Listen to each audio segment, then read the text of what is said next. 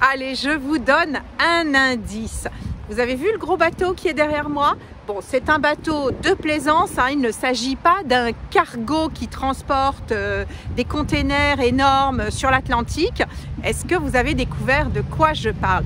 C'est une fable onirique avec une tension permanente, c'est assez envoûtant. On va presque dans le fantastique. Alors, de quoi s'agit-il?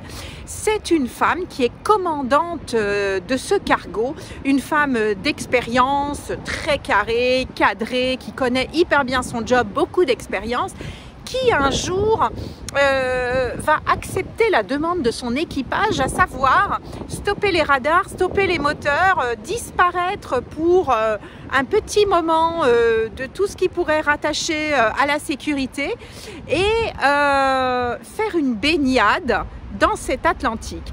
Elle seule va rester à bord, tous les mecs vont sauter à l'eau et l'espace d'un moment, ils vont tout oublier des règles de leur travail, ils vont reprendre cette sorte de liberté.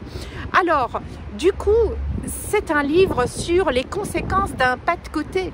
Qu'est-ce qui se passe quand on sort des radars, quand on s'octroie une sorte de liberté? Parce que là, vous allez voir que la vie n'est plus pareille. Après, il y a une sorte de faille, mais même au niveau du bateau, c'est assez mystérieux, très intéressant. C'est un livre immensément poétique. J'ai mis un petit peu de temps après à savoir si je l'avais aimé ou moyennement aimé. Je ne savais pas trop en fait.